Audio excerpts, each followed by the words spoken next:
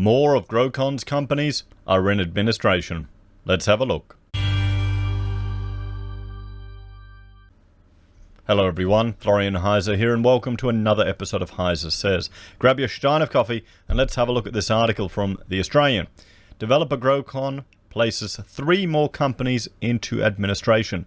Now, we were just looking at it earlier today about the apartments in Melbourne and just the issue with companies entering external administration. We can see here, this is pretty much the trend. So it's been trending down, but look at that crash.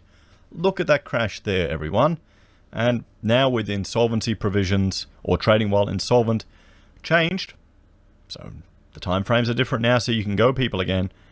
I'm expecting a surge in insolvencies to materialize, particularly in this quarter. And I'm thinking we'll start to see it happen when the BAS bills turn up. What do you reckon, everyone? So let's have a look at what Grocon is doing. Because, well, when developers start shutting down companies and builders start shutting down companies, that's a bad sign for the construction industry.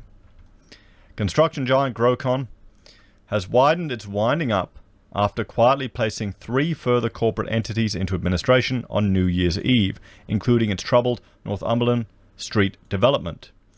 So, Corda Mentha administrators Andrew Knight and Craig Shepherd have been given the job covering Grocon Constructors Victoria, Grocon Constructors, and Grocon Northumberland Street developer. A creditors meeting for the initial entities placed into administration is scheduled for January 13th. The 3 corporate entities placed into administration were notably not included in the much larger administration of 39 Grocon companies in November. Now, you've got to realize, why do you think these developers have so many of these companies, everyone? Because every little development is separate. So that can, you can go them because of all the defects or issues or anything that happens, and they're only exposed to that company. I mean, it makes perfect sense. That's the whole point of this, having companies, to manage your risk. At the time, Grocon indicated it had kept the $111 million Northumberland Street project and the $730 million Sydney project called The Ribbon out of the wind-up in hopes it could continue the projects. A Grocon spokeswoman declined to comment on the administration appointment, but the filing effectively kills off Grocon owner David Grollo's hopes expressed in December that his construction company could finish the job on the Northumberland Street site. The Northumberland Street development in the inner Melbourne suburb of Collingwood has blighted the construction giant's balance sheet, with potential losses of $28 million weighing on its bottom line.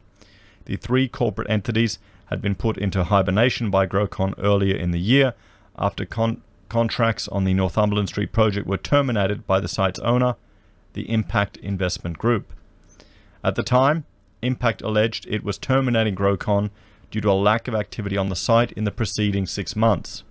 The building in Collingwood is reportedly 85% complete, but has been blighted by staff turnover and a hit by COVID which interrupted works. Nearly half of the 144 subcontractors who have worked on the Northumberland Street project were collectively owed as much as $8 million as of August 2019. Now, I hope that's been paid. I really hope that's been paid. I hope those subbies aren't going to be owed that much. Because the subbies, a lot of them are small business people. You know, that middle class that's getting destroyed in the economy right now, a lot of them are subbies. And, they pay up front to purchase all the materials and to fix it to these buildings. And you can't go and just tear it out again.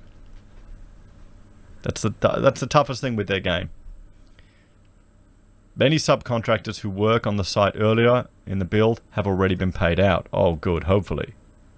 City Build is believed to be owed as much as $1.1 million for its work on the Northumberland Street site.